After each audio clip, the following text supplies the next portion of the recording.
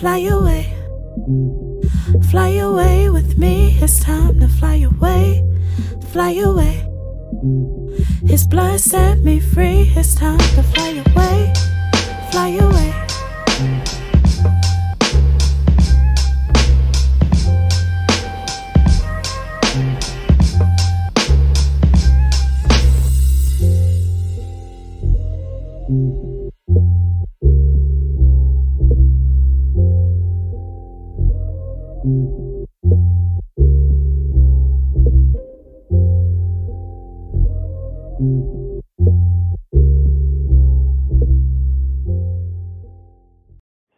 Welcome everyone to another Zwift with Pro session.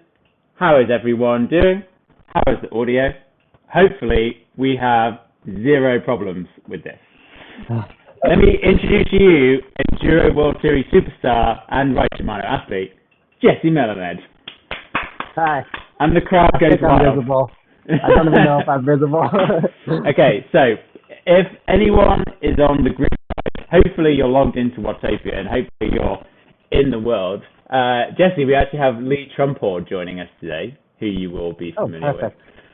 So he's now, a good Zwifter. I see his Zwift all the time that he posts about, so I know he can suffer. Yeah, he does a lot. Now, anyone, it doesn't look like people are actually here yet, but maybe they'll just log in. But should you be doing this, what you need to do is open up your Zwift window, hit E. Oh, that worked. E. And there, hopefully you've installed the punting workout. Oh wait, do I have to do that? Yeah, you have to do that as well. Oh yeah. Okay, so there we go. And now, when the ride starts, we will be doing the warm-up at the same time. Oh, we have one person here. Actually, I don't know who that is. Maybe that's Elizabeth, maybe, if I remember rightly, from my list of people that said to join in. But here we go. So, we have, Jesse, what we're going to do today is we're going to do this stupid workout that you've decided to, that you have prescribed. And I'm just having a look. Is that your real FTP? It's my indoor FTP. Oh, yeah. Hold on. When did you do it? When did you last do an indoor test? It's based on how hard Zwift workouts are generally on my FTP. So it's kind of been I've measured it along the way. Because I find it strange that my FTP is 250 watts, and yours is only 30 watts more, but you're an elite athlete. Yeah, but you're bigger than me, so. Oh yeah, how much do you weigh? 150-ish, or 68 kilos. Oh, hold on. Apparently the audio is bad from what I'm seeing. So we'll, which one? Oh no, which window are you? Jesse, it wouldn't be a live stream if there weren't savage problems. Is it Jesse's audio that's bad, or is it my? Oh, it might be my audio that's bad. Yours is a bit spotty to me, even, but it shouldn't be. Wait, let's see. Paul is reporting from the NASA space station. Oh, hang on. Wait a minute. How's that doing? Is that better?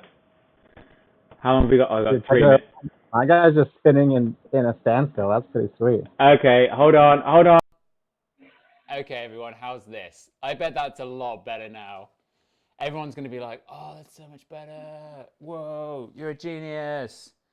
Yeah, yes. Jesse, what I had was I was connected to some weird, there we go, perfect. Everyone's happy now. Brilliant. Okay, as long as it's not me. It's not, well, I thought it would be you, but it's not you. So I just have the shitty light background that I have to make sure my computer makes me bright. So in 2 minutes we'll start this crazy workout that Jesse has done. So hang on, how much did you weigh again? Just for 68 kilos or 150 pounds. I'm 72 kilos. Like, because you obviously have way Exactly. more muscle than me. Yeah, that's not that different. What? Yeah, but you have more weight and your FTP is lower, so like it's actually a bigger spread. So that's what it's supposed to be like. Okay, so what? So if yours is 283, oh, that's off the top of it. Oh, yeah. So that's No, you're like mine's 4 watts per. 290. It said on here. Okay, 290. so you're like 4 point something watts per kilo, and I'm 3.5. I don't get that technical. Rick is just about suffering. As long as you're suffering, it's okay. Oh God, yeah, this is going to be bad. So last week we did a ride with Jeff Kabush, Olympian, another Shimano athlete, and we just did a ride, and we realised that it wasn't hard enough, and there wasn't enough suffering going on. Oh, everyone, I know I'm good. Oh, now I'm really quiet. Hold on. Let me. Okay.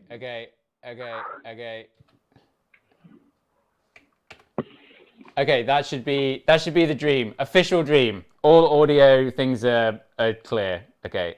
Sam Wooden, I am a genius. Thank you so much. Yeah, so last time we decided that just doing a ride wasn't enough, and almost crashed on Zwift. And Jesse decided that there needs to be a lot more suffering and pain, and I agreed with him for some reason. So that's what we're going to do today. Hopefully, in 40 seconds, Jesse, it's just going to start, and then the workout will just start. And I think that's what's going to happen.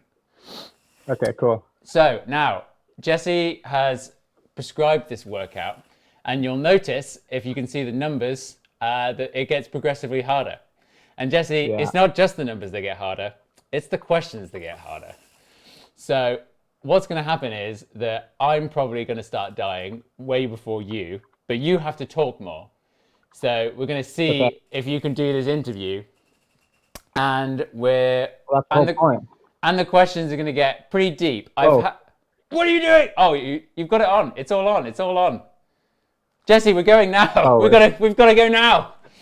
We gotta go. I was trying to write a message to the group, but I couldn't do it. Okay, we are off, and we are away.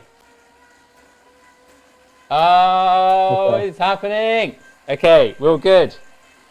Yes. Now, if anyone has any questions for Jesse, there will be the segment where we ask questions from the villagers.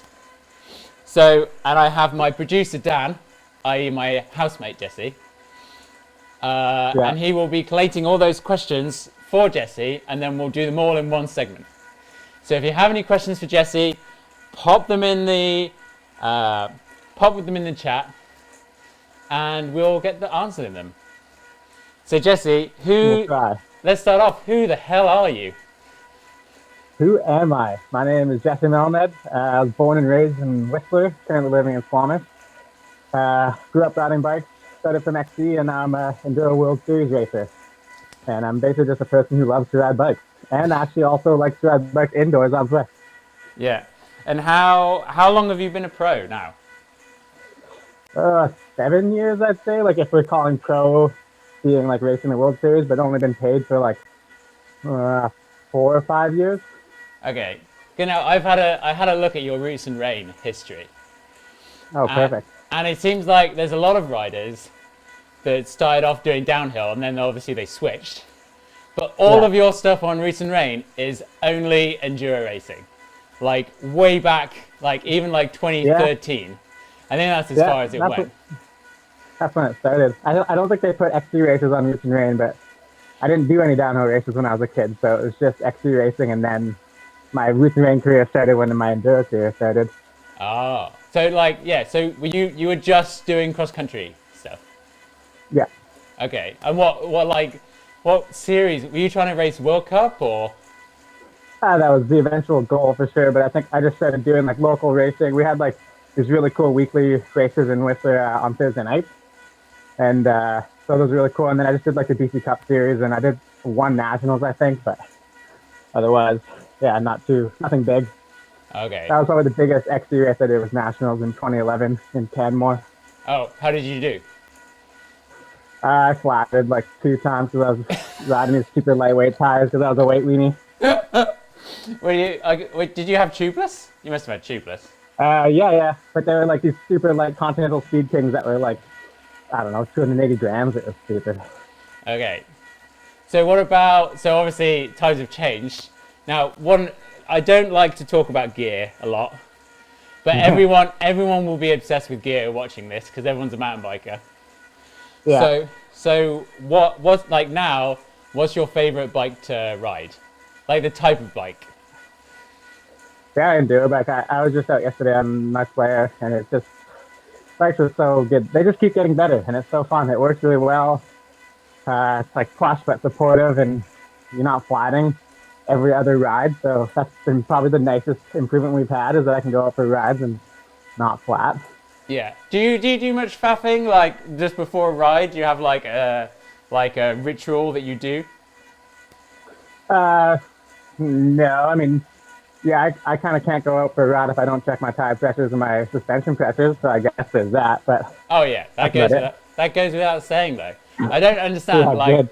I feel like it's not happened many times, but I feel lost when I don't have my when I don't know what my tire pressure is. Like people that Well, say you like can't trust anything. no, you just like people that say like oh I squidge it and I know it's like there's no way. I feel like Yeah. that could be a video in itself. Like, can people tell what tire pressure they have by squidging it? There's no way. Oh, man. I think some people are probably pretty good, which is Yeah. why they can get away doing it. Can you ride and detect like feel it like from riding? Yeah, I would be able to tell like if I'm not in my range. Like I can tell when my tires are too hard, and I can tell when they're too soft. But I wouldn't. I don't know how exact that is. Ooh. God, there's so many video ideas all the time. But what now, Jesse? We both use Shimano products because we're sponsors dreams, and obviously shifting under load is a massive game changer, and I go on about it all the time. But like, what's for you? What was the biggest game changer in terms of the tech stuff? Well, like I said, tubeless is pretty sweet. The seat drop is pretty sweet. Biggest game changer. I don't know. I guess I've like for the last whatever 6 years, I've been fortunate enough to be at the top of the game, so I kind of get every incremental improvement every year. So it's like I see it incrementally. So besides like the seat droppers and like the single like one by drive chains, everything's just kind of been a slow build. So every year it just seems to get better, which is sweet. Like you talked about the shifting on the power, like Shimano, the new 12-speed stuff, the way it shifts down the cassette Yeah. as well as up, because it always had the ramp going up the cassette, which was sweet. But now going down, like sometimes I shift and I'm like, I'll have to double check. Like I wish I had a gear indicator to know that I shift because I'm like, it's so smooth. Yeah, because I really like that. Because that's when you snap a chain, isn't it? More than anything, is the downshift. Yeah. From what I understand, like all the downhill races where they go out the gate and they go dump, dump, dump, dump, dump, and that's where everyone breaks the chain if they do. Yeah. Yeah, that's pretty nuts. Okay, and I guess dropper posts. I don't think Enduro would be what it is now without the dropper post. That's the thing is I did like 1 year without a dropper post. And then by the time I was in it, like there was a dropper post. Oh, okay. Well, even in cross country, did you have it in cross country? No, that's the thing. So I did cross country up until 2012. And then I did a year, I think, in 2012 of Enduro. And I had like a normal seat post and I just had to put it down and that was shitty. And then the next year I had a dropper post. So like I didn't really have to suffer through any time without a dropper post, which was nice. Cool. Well, as we finish the first, what are we going to do in the 5 minutes of free ride, by the way? What are you prescribing?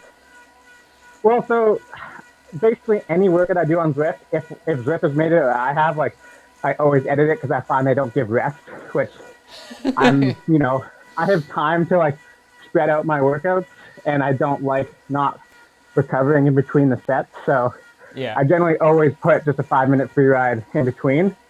So like the warm up I find is like, okay, like I'm already breathing a little bit hard right now, and then I have to go straight into my interval set. Like that just makes the interval super long. Yeah. So I just do like a warm up and then actually like rest and prepare for the actual interval set. So it's just take it really easy, basically. Okay, so we're just gonna cruise, like chill out. Just cruise. All right, yeah, I gotcha. And this is already making me worried about talking while doing the interval. Yeah, but I mean, Like, so my legs aren't working, but I'm like, this is gonna be very tough. it's hard, isn't it? Talking. It's like you look Yeah. at your heart rate and you're like, oh, I should be fine. But why am Yeah. I out of breath? What's your max? What I was trying to type in the Zwift thing though is like if anyone's watching the live stream and on Zwift, like if you want, you can like I don't know if I can put my I don't know if I can put my math on it, but like just put down the percentage in the workout just if you're worried, because this is gonna be hard, and me and Paul may have to do it because we kind of have to talk. So if you see me putting down my percentage, don't give me shit for it. Yeah, have you got? But I'd like everyone else to really suffer. Have you got the? You've got the Zwift companion app, right? I don't use it. Because now you can do it on your phone, the bias thing. So That's like. Oh. Okay, so what's your max heart rate? Just Keep for talking. what's your max heart rate? Like 180, so like 186 is probably like one of the highest I've seen. Okay, so you're pretty like. Your heart rate is pretty high right now, isn't it? Like as a percentage. No, that's still like zone 1. Oh, okay. I say my zone 2 starts at like 140.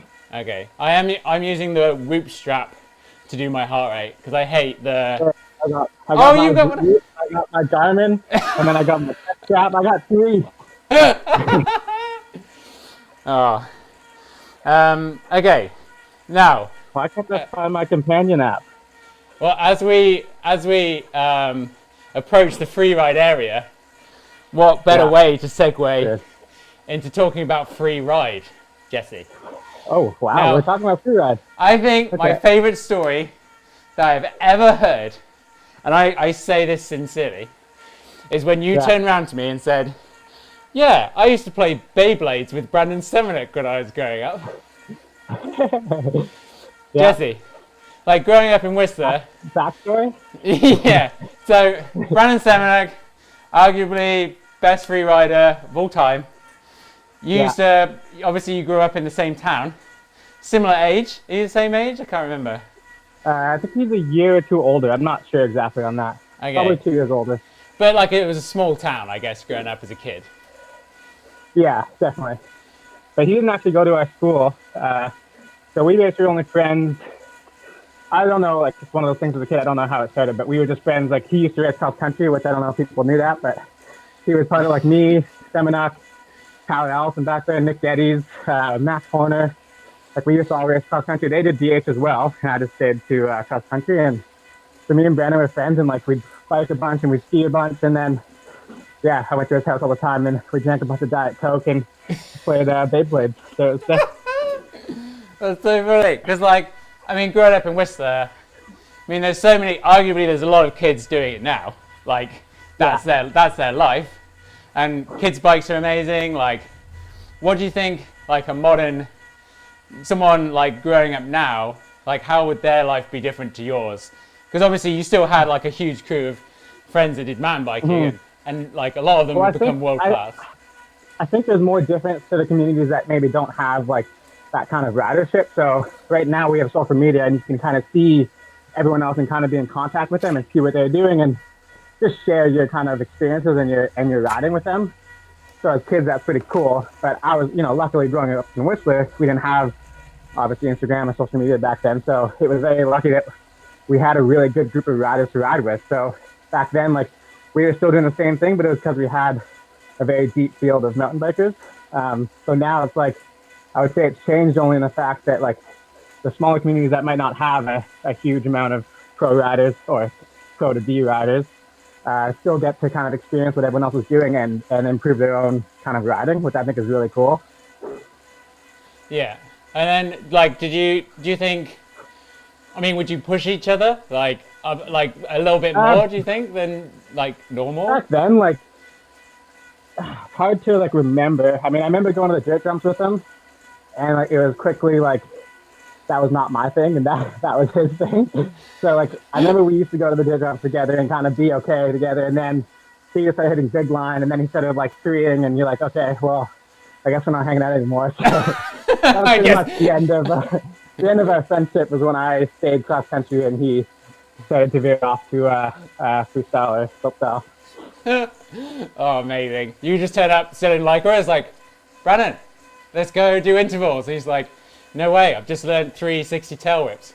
Oh, okay. Yeah, well, we weren't doing intervals back then. We were like, I don't know, 10, like We were early 10. teens maybe. Okay, We were just riding bikes. nice. And your dad was also the mayor of Whistler. Yeah. Like, I mean, was that like a thing that you had to contend with as growing up, or was it just like whatever? No, I'd kind of get, given a hard time sometimes by friends, but they just thought I had all these privileges that I didn't have, like some key to the city. Like what would be an Like I could go example? anywhere and get like not paid cover for a bar, or like go to any restaurant and get a free meal. But that that didn't happen. It was maybe the opposite. Oh. Well, what about? Well, we'll talk about the EWS win in a bit. But now, obviously, the season's over. I'd say I don't think there's going to be many Enduro World Series races this year. It's I know hard to that. say. I know they've rescheduled one for like the fall, like every other mountain bike event in the world. Yeah. But like, what are you gonna do? Like, What am I gonna do? That's a good question. I don't know yet. I just kind of, I don't know. Trying to take some time off a little bit right now.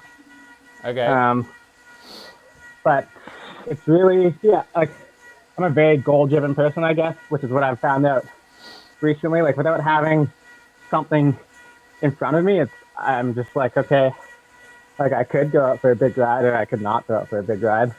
Especially since like the way that, the system is right now, it's kind of like I'm really tentative going out, and it's kind of like, you feel guilty, like should I be going out? And like, I definitely don't want to crash. So it's yeah, got these kind of weird feelings that are going on.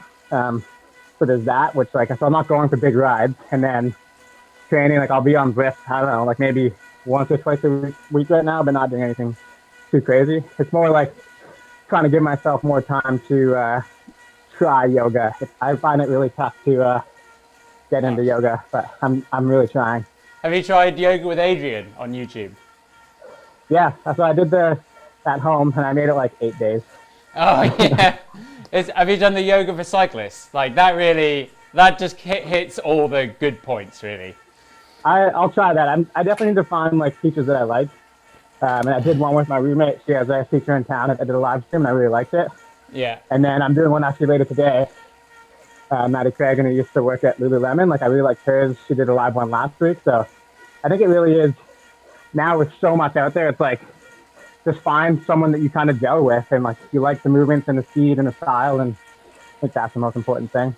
Yeah, but you're used to like figuring out when you can't do anything. I mean, you had the biggest crash ever last year. Like that thing was insane. Like if anyone, Dan, I know you're watching. If you can find the clip of Jesse crash, what round was it? It was Italy. Canada? Yeah. Yeah, it was round 3. No, round 4. Round 4. Basically, as I recall from the clip, Remy's coming down like obviously pretty quick, but then all of a sudden this missile comes out of nowhere and just ragdolls down this insane turn, and then obviously it broke your foot. I broke my tibia and my finger and hand and a bunch of things in there. Okay, so like, how did you occupy yourself and not go mental at home? Because a lot of people are coping with that right now. It's kind of different again, because you just have a goal. Like okay, I can. No, not now. Oh, he's back. You're back. Are you back? Oh my God. We're in Canada. Hold on, Jesse. Okay. You're back. Oh. I'm back. I was like, we're in Canada. We have the fastest internet in the world. Not now. Anyways, I was saying, so I was just like, okay, working like 4-week period. So first 4 weeks, be absolutely diligent on your nutrition and your rehab, and kind of do whatever you need to do. And I have a goal because I'm trying to get back for a race. So this period is like really tough because everyone was gung ho in the beginning of like, learn a language, like be a yoga master, like create all this stuff. And it's just like overwhelming, especially for me when I feel like I'm already trying to train and I already do a lot of things to be better, it's like, oh, I can't do all this stuff. So Yeah. I think now people are realizing like it's okay to chill out, and like if you need a day to do absolutely nothing, like don't worry about it. Like guilt free, just really listen to your body and your mind and kind of do what you need to do within reason, of course. But I just think, yeah, it's appropriate if you need to kind of take some time and take it easy. So I'm doing a lot less, and people can look at my day to day and just think I'm a lazy piece of whatever, but I'm trying to survive and come out of this, in one piece. Yeah, but then, I mean, you don't have to tell everyone that you're doing stuff all the time. Like, I always think of Greg Minnaar, right? Because he never posts anything that he's doing or like training or even riding, and then all of a sudden, he's like one of the best in the world at downhill still. And it's like... Well, it's interesting because that podcast just came out yesterday, and like, I always thought there's rumors, whatever, like, Minnaar, like, doesn't train, he's just like naturally talented. I was like, okay, like, that's sweet, he just golfs and surfs all off season, but then like he kind of delved into how much he actually does, and I was like, yeah, of course, like he is like one of the greatest of all time, so of course he's doing that kind of stuff. But yeah, when you don't see it in front of your face, like, I don't know, you just don't think it's happening. Yeah, would you find that a benefit, like keeping your secrets close to your chest, or are you just like not bothered about? No, I definitely do that because I just don't want to I don't want to inspire my competitors too much. So it's definitely, like I private all my lift rides, and I like don't really talk about what I do much. So I don't know, I do what I need to do, and it's also like I don't want to get dragged into comparing myself to others. Like, I don't know, I feel like at this stage I kind of know how I function and how I work at my best, so I just kind of stick to my program and not worry about what other people are doing. But then isn't that what racing is? Comparing yourself to everyone else. So shouldn't you be doing more? No, because enduro, I'm comparing, like, on the results sheet, sure, you're next to some other guys, but for me, it's like I care about the effort I'm putting out and how I ride more than if I ride better than the guy next to me. It's like I want to ride good and be happy with my riding, and then that just puts me on a quantitative list of who I'm like, bye. But I don't really compare myself to others in that regard. So, on that subject, let's talk about... I feel like I'm working harder than you right now, by the way. No, because you're... All right, I'll try and do more talking. I'm pretty sure this whoop strap isn't doing my heart rate nearly accurately enough. I might try and tighten it down. I see BKXC in the chat. Oh no! Oh, it's just completely broken. Wow. That's not good. It actually has, like, completely broken. Oh well, no heart rate from me, everyone. Okay, so, this is tough. I'll be honest. So speaking of comparing yourself to yourself, let's talk about 2016 Enduro World Series. Because I did ask someone, like, should I ask him a question? And he was like, ask him why you didn't win in 2016. But I'm not going to ask that. That's a horrible question. Oh, you can ask that question. No, that's fine. That was, how am I supposed to beat a Richie Rude at his best? Like, that's impossible. Well, I mean, he did, I guess, when you heard, so for those that don't know, and those that don't have such a nerdy stat knowledge like myself, for what you don't know is that Richie Rude had like this big mechanical puncture, just a puncture. Oh, and he ripped his shoe off. That was it. On the second stage, and he was like 42nd or something on that stage. But then he came back and won basically every stage to the finish. No, but that was a different year, I think. 2017 is when I got second, and Nicky won. Oh, you won in 2018? Are you sure? Oh man, no, maybe not. No, you won, Jesse. You won in 2017. 2016 was the nightmare. Everyone was getting flats and. Yeah, I think flatted in that one. No, that's the one I did well. Yeah, like that was my second. You came second, which is still incredible. Like. Well, that's the thing. So that was like, that was still kind of early days, and I was just really trying to get, show my speed and do as well as I can. And that second, like, I've never been happier for a second place, for sure. Like, I had no regrets. That was amazing. Richie, like I said, was at the top of his game, and to beat him would be like just kind of a miracle. Yeah. So I was like super happy to get second. That was a win in my, like I won second. I kind of like when people say that. So. But how did it feel?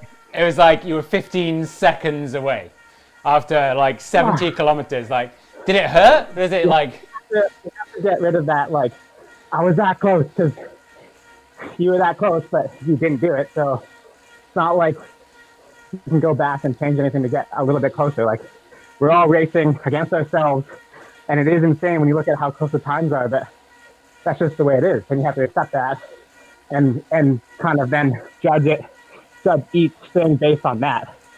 So you don't like 15 seconds is like close, but honestly not that close. Like in enduro kind of times. So like I get, so you don't go back and like think, oh, I just messed up that corner. If I hadn't messed up that corner, then I would have won. You don't do that. I mean, sure I do, but I quickly tell myself you can't change the past, so just look to the future.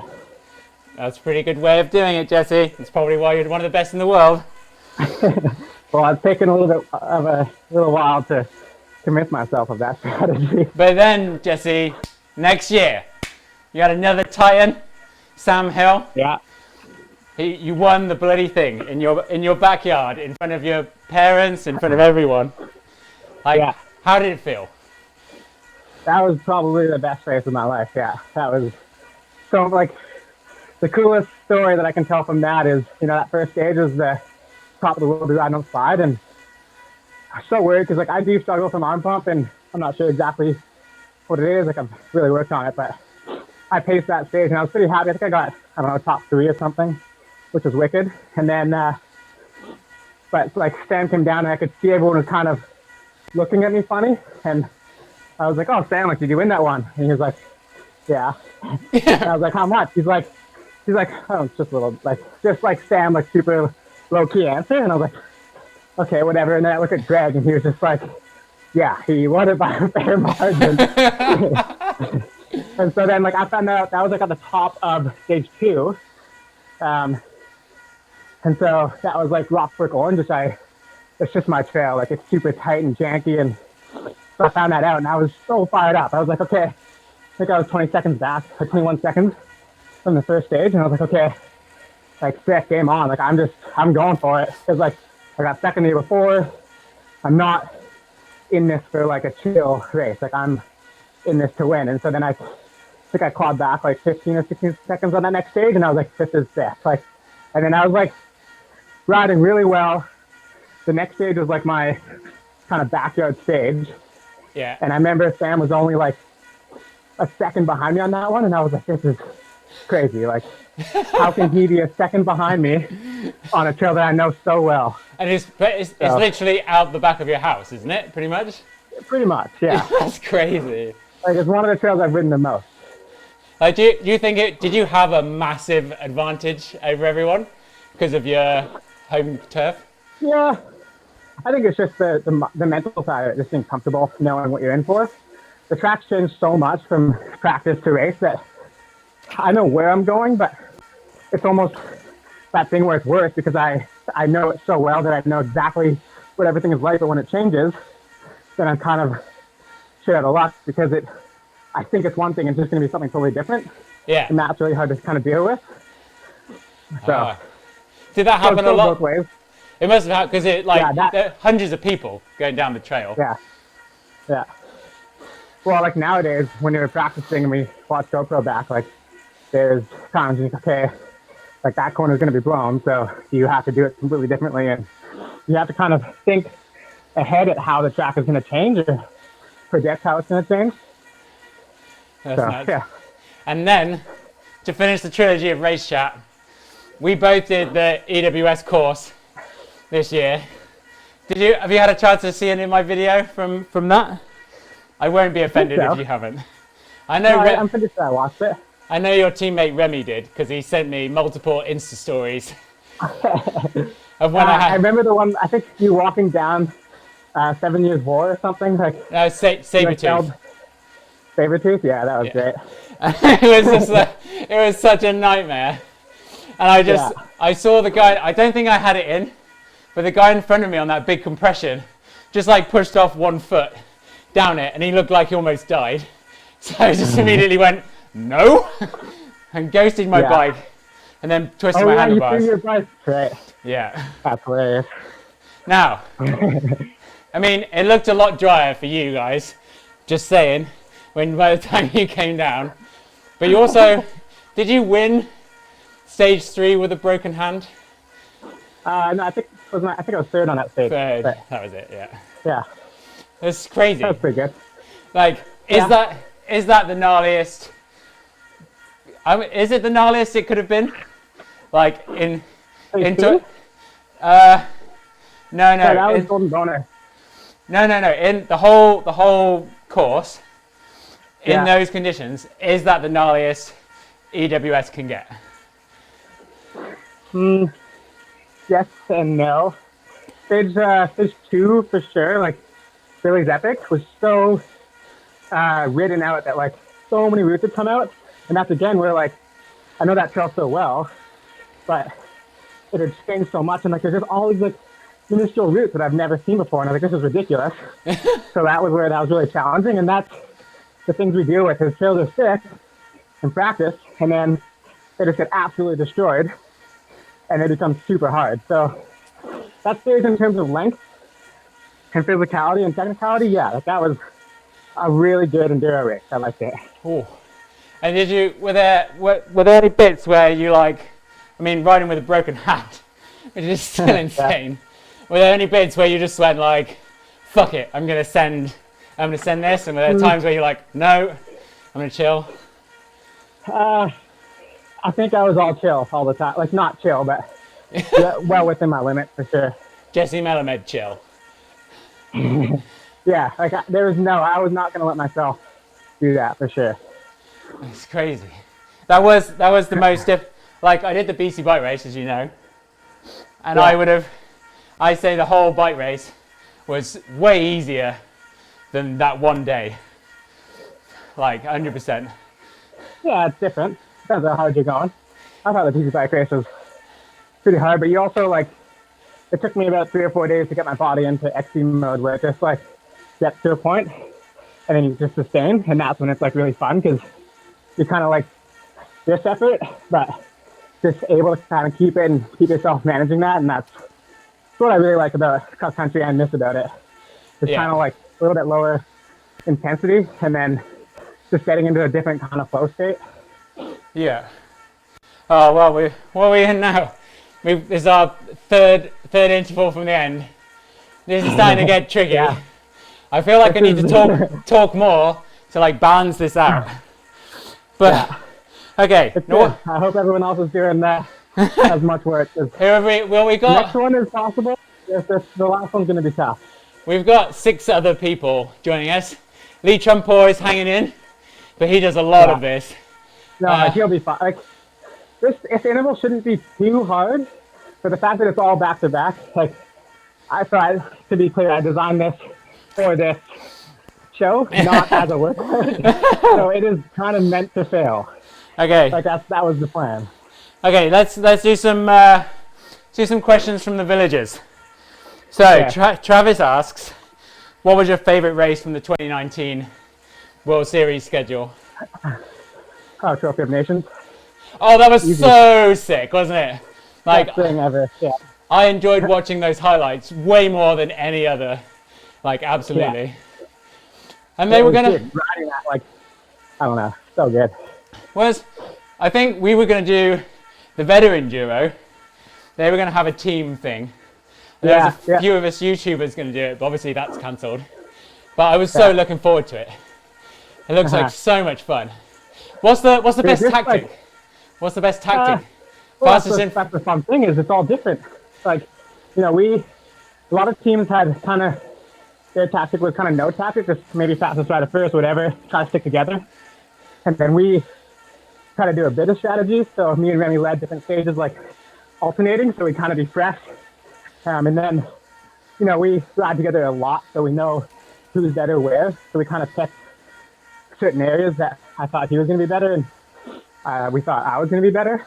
Yeah. And then kind of just dragged Grease along, but he did really well to stay with us like the entire day, which is sick.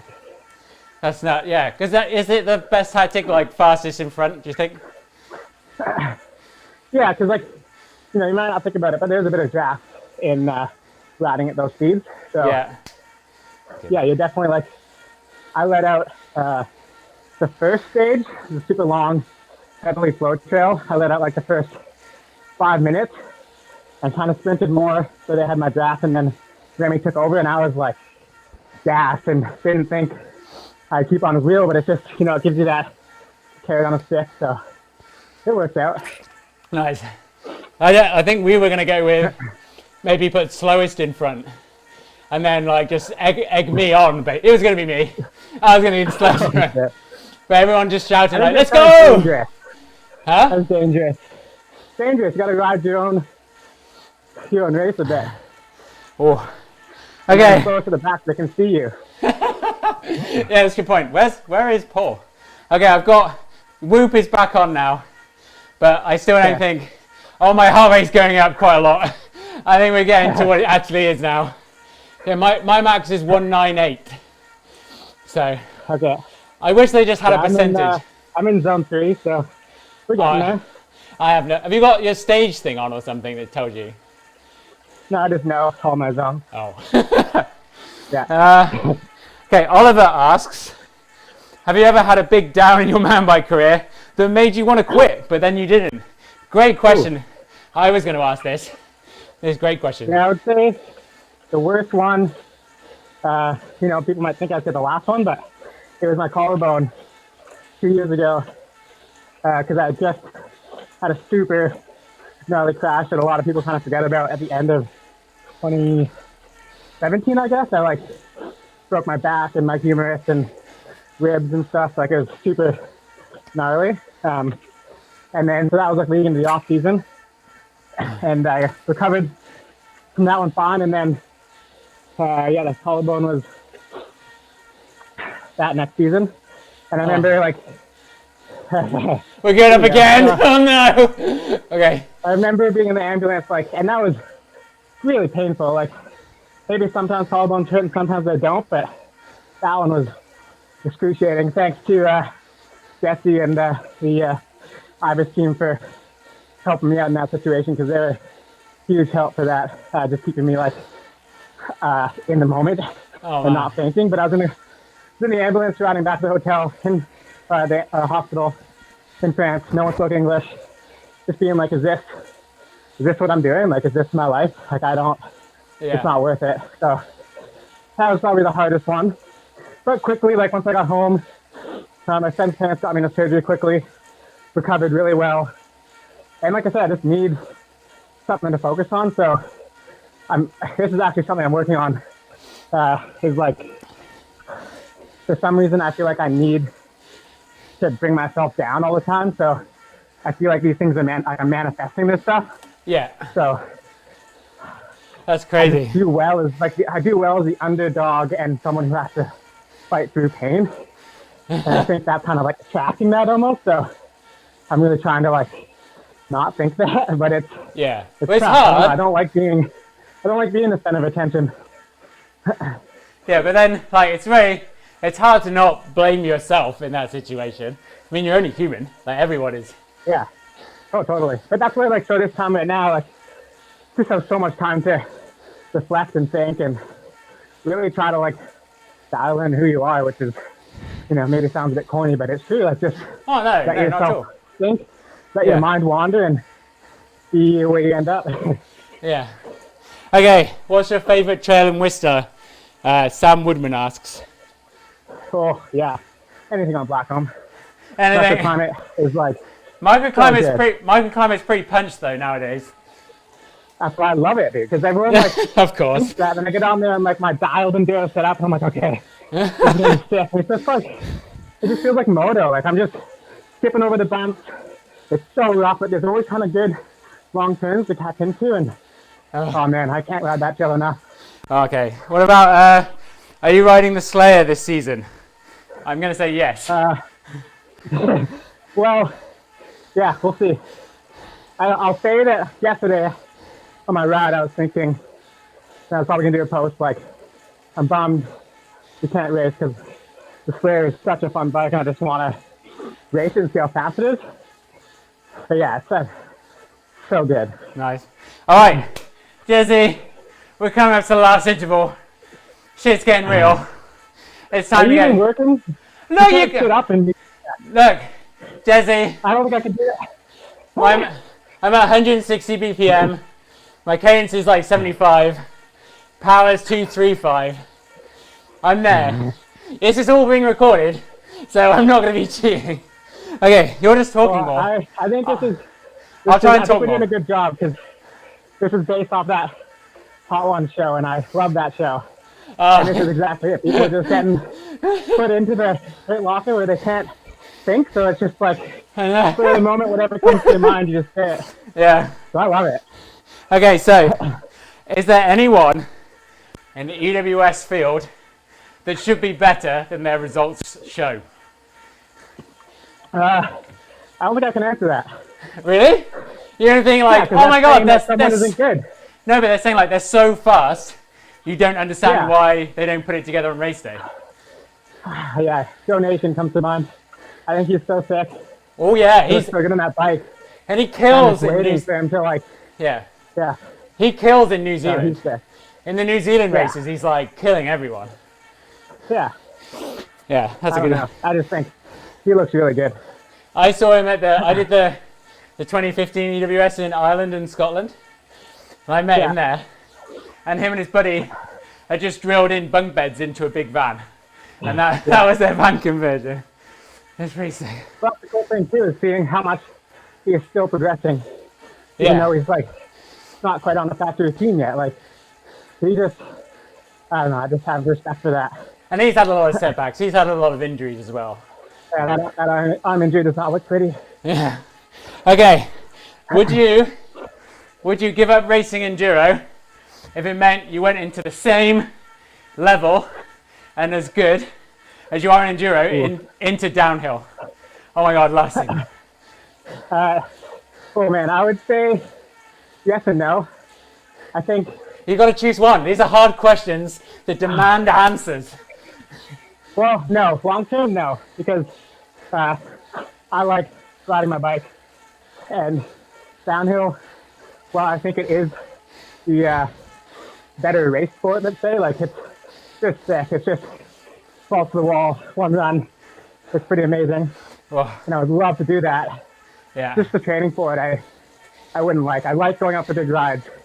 I like suffering like on big efforts, and I really like riding new trails. Like, I like going to where we go and riding some outstanding trails that you would never otherwise ride. So like, And the downhill It's ones super are all, cool. they're all the same really, like long term. yeah, and it's sick because like it's super fun riding your bike at full throttle, but I don't know how many times I want to do month and end. Like some of those guys are like 200 times down that track, and I'm like, screw that. That just does not sound fun. Okay.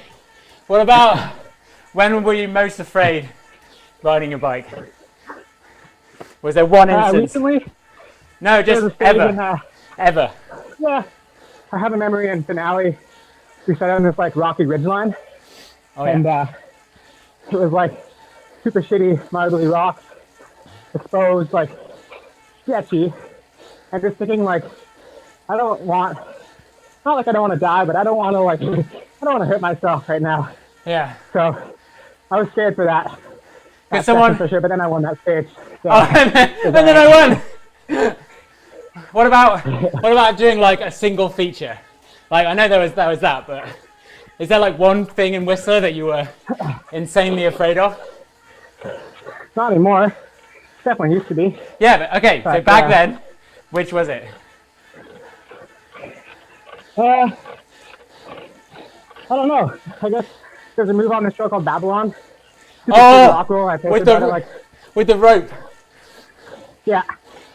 That's So that one's just like such a sharp crest that if you just get pitched a little bit, you're just face into the ground like 20 feet below.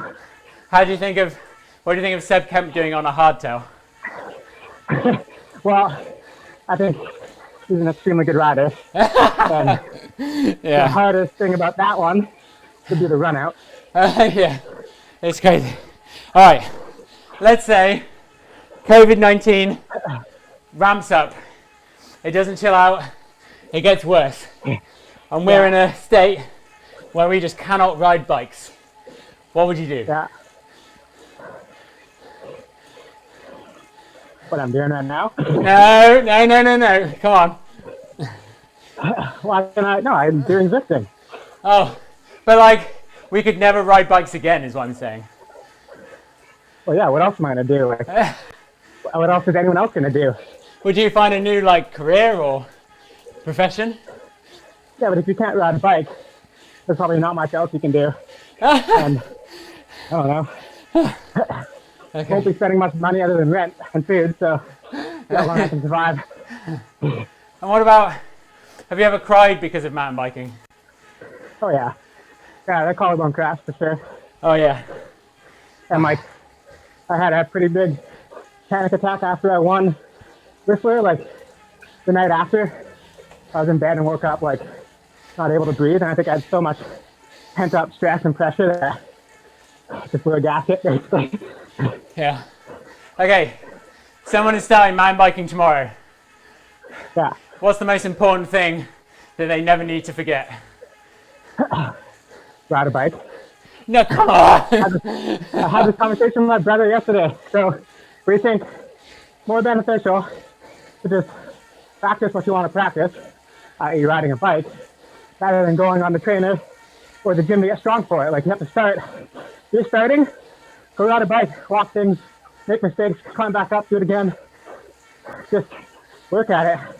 And then when you get to a high level is when you add strength training and physical training.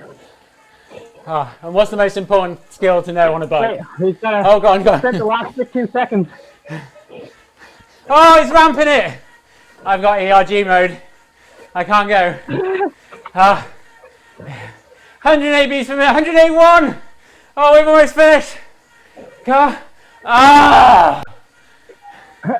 That was hard. I couldn't get into my big ring. Oh my god. Well, I'm glad we finished that. That was I tough. was genuinely worried. I don't know. I hope no one thinks I look like I was going easy. That was hard. Woo! Well, my heart rate, I rarely hit like 180 on the West, so that's good. Whew. So many games. Okay. We got a 5-minute spin out. I didn't really prepare for this. What's the toughest question you can ask? What are you doing with your YouTube channel? I know we always have Instagram messages about this, but when are you going to start trying? When are you going to start trying? Probably never, but I would like to just do what I've been doing and post practice for sure. And then just other trails like that. The response I got in the last video was really positive. Like, people just love seeing different trails around the world and someone who rides it composed and good. So just more of that, and obviously within reason right now, like, probably not gonna do much for that. But I just like people to come to my channel and see, like I don't know how to say that, like real mountain, like proper fast mountain biking. Okay. Like, there's no fluff. It's just, if you want to go watch just some uncut, raw, single track shredding with a bit of like talking. And I thought about doing more, like, if I get a lot of questions on Instagram, I'll just kind of talk about them and answer those questions. That would be a great one to do. So just kind of like a riding podcast, I guess. I think it'll be cool. Just, you can download the audio, I guess, and then you can also just watch it if you want to. I think my favorite video of yours was when you were riding the Gamble track in Madeira, because everyone probably wants to see the process of you figuring out a track. Like, that is the most interesting thing I think you can do. Well, it's funny because it's kind of the opposite to how I practice. I really like to practice in one go, see what it's like for the race.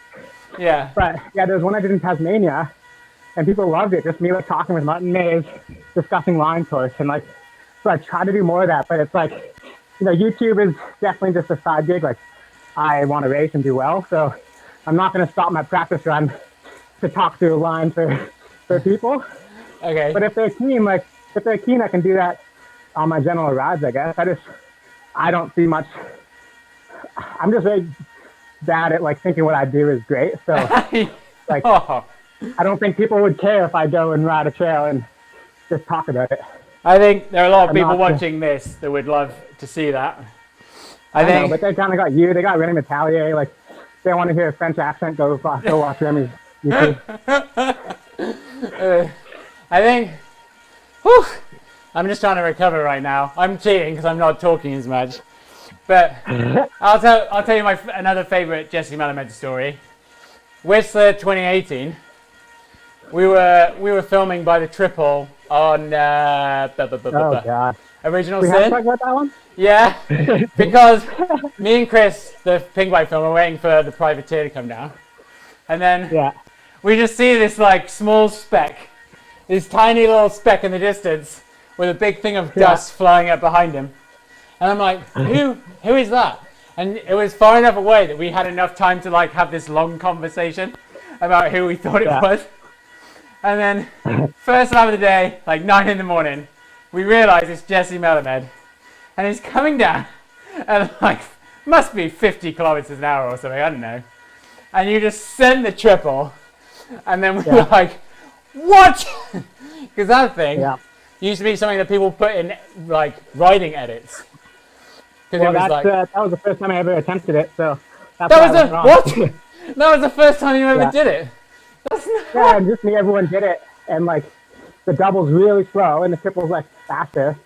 And then I just like overshot it a tiny bit, hit the corner afterwards too hard, and got ejected out of my bike. Oh yeah, because we didn't see that happen.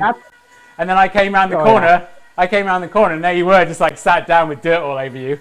And I was like, Jesus, no. See, that was a long time ago, so I like to say I've learned. I'm constantly learning. Yeah. Is it hard? It's been a painful process. Is it hard to not send it when you're like as good as you are?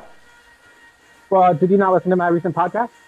I haven't yet. Which one is it? Oh, there we go. So you're offended if I don't watch your things, but no. I talked about it. What happens now after the ride in? So let's keep going. Oh, well, we're finished. We've been going for like an hour. Okay, well there it is.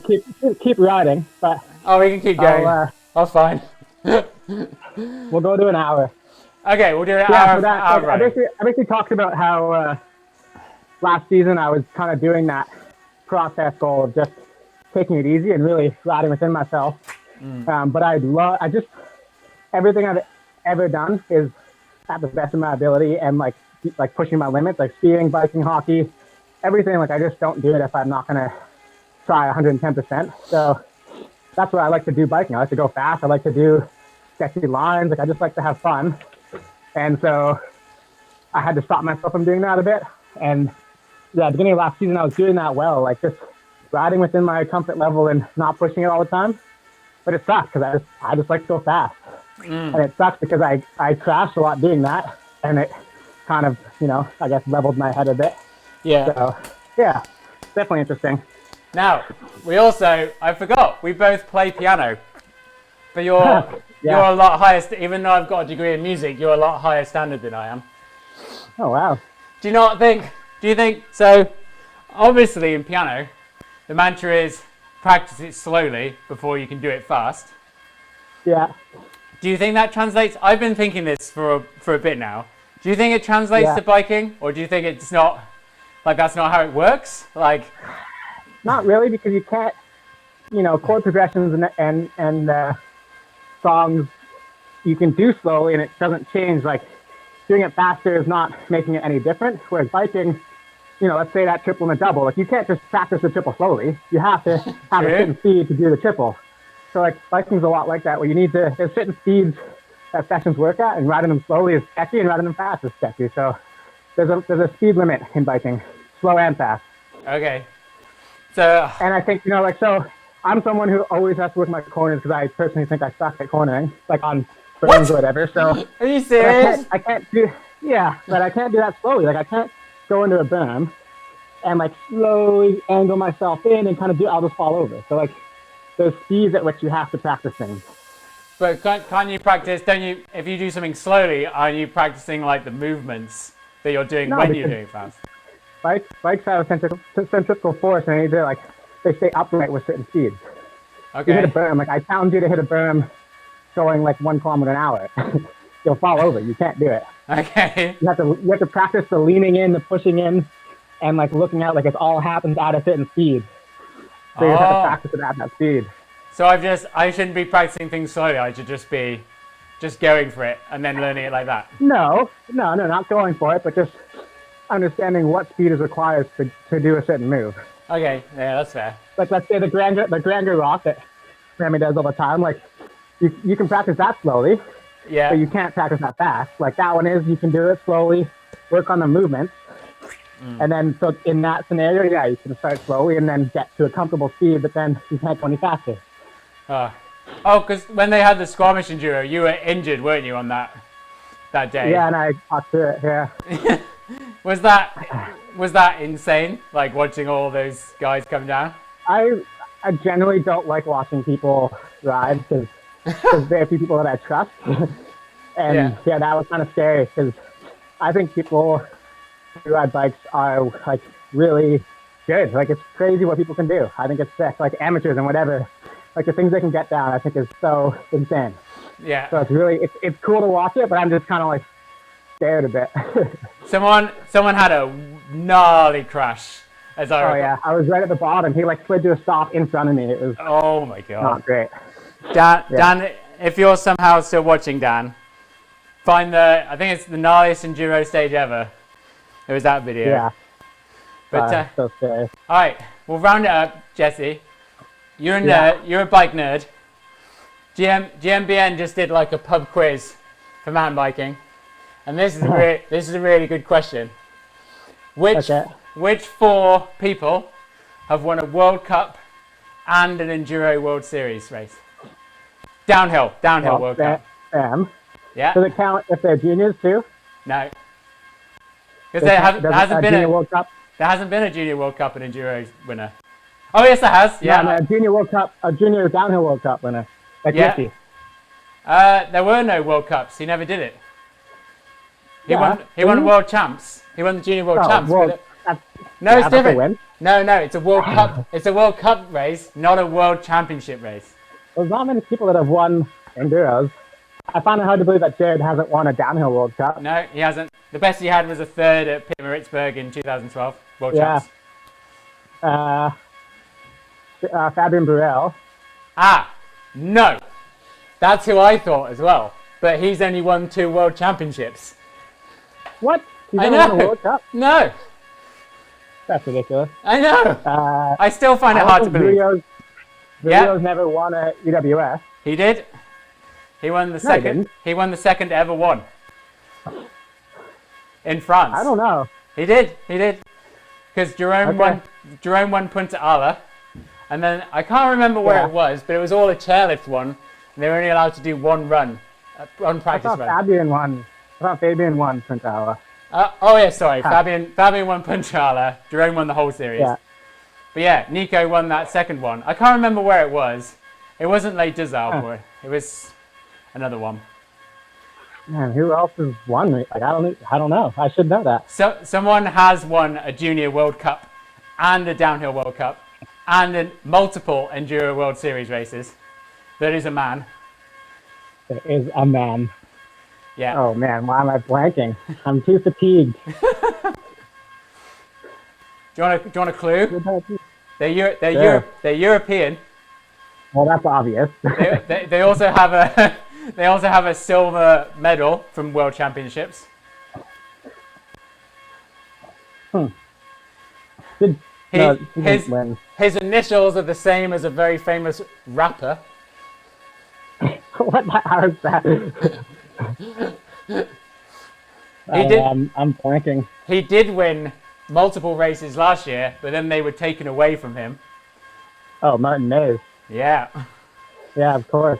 How could I forget? Because he won Le Bresse. Yeah. And then the 2 others are women. Yeah, I was gonna say there's gotta be Cecile, but Nope. Nope. What about cross country World Cup? Did you ever win one? It was Downhill World Cups. I should have been more specific. The two. Oh yeah, well, and Caro and Tracy. Yeah, Yeah, there you go. yeah. That was back in the old days. But I was like, yeah, Fabian Burrell, and it's like, no, he's never won a World Cup. That's what they said anyway. I still don't believe remember it. when he tried to win Oh, Maribel, like one of his last ones. don't worry, because our friend Lee Trumpor has commented that Burrell won Mountain Anne in 2005 and Grouse in 2001. There you go. I I thought he had to have. hold on, is the win in Vancouver? So we were right then. That's great. Good to know. But what was the Grouse Mountain? Was that when Thingy was banned from for testing positive for dope? Maybe. Gary, I don't know. I don't know history that far back. I'm a youngin. Gary something or other. Maybe that was that year. So maybe that's how Burrell won. But who knows? All right, Jesse. We've been going for basically an hour now. So that's great. I'm happy. Is there anyone you would like to thank? As I climb myself up. Thank. Well, I would say thank you for making this happen. I think it's a pretty cool idea. Oh, please, so thank you. That's super sweet. Yeah. Like I said, I'm kind of private in my training, so now I have a bunch of followers on Zwift, so they're just gonna see what I do. But yeah, I don't know. Not at this moment. Maybe your sponsors, Jesse. Yeah, my sponsors. You gotta do it moto. You gotta do it Supercross style, where they just. Hold on, I got my sheet here. My Rocket and the Rider team. Yeah, well, Rocky and Race Face Forefront for sure, which is sweet. Master Shimano, of course. Shimano's sweet. I actually told Joe that he's got to get a setup and come on the show with you. I think it would be hilarious because he's never done Zwift, so I'd love to see that. I told him about it, and he was just like, and he spelled Zwift with an S as well, and he was just like, I've never heard of it. I've never heard of it, and then he's like, people want to watch this, and I'm like, well, the biggest channel is literally someone playing video games, so that's probably a good enough reason. Yeah. No, I think all the sponsors that are kind of holding tough to this time, it's going to be interesting to see what happens. I'm curious what happens in the bike industry, like, when people start getting dropped and things like that, just because people can't afford this, like things are going to kind of go haywire. So anyone that's trying to do their best to keep this industry alive, because I think biking is pretty important for a lot of people's lives. So anyone who's doing their part right now to kind of help this thing from spreading, and anything we can do to make this an easier time for all of us. I try to be respectful of that. So yeah, I don't know. Anyone who watches these things and enjoys it, I think thank you to them, because it means that we can keep doing what we like to do. Nice. So I think, Jesse, I'll tell you, and I don't know how many people are watching right now. People have probably dropped off now the workout's done. But yeah, I think in a couple of weeks, I'll have the fundraiser function on my stream. So so every time someone does a super chat, it's actually a donation. And I think when that's available, I'm going to try and ride 100 kilometers in Zwift. On Zwift? Ooh. Yeah. And actually, I used to do that when I was younger and maybe more motivated. I did 100 kilometer rides on my trainer, but not anymore. I leave it to outside stuff. Ridden 100 kilometers in real life. Oh, dude, that'd be so fun, actually. The most I've done is like 65. That's pretty good. That was when on Zwift. Yeah, I think it would actually be so good because we could I don't know, like in this time I'll just make a pretty bomb lunch and maybe stop halfway and have a really sweet lunch and just kind of have a lot of fun with it. I think that'd be really cool. I'd like to have coffee stops and stuff. Maybe I should get a table, set up some cakes, and just okay, halfway in, time for snack break, and it's like a tea pie. You should make an air press on the side. Oh yeah, that's not bad. I think that's a great idea. All right, bud. Well, we'll call it a day. Thank you, all the punters, for watching. As soon as my mouse comes back in, I'm just going to carry on talking until I hit the end stream button. Thank you very much for watching. I'm going to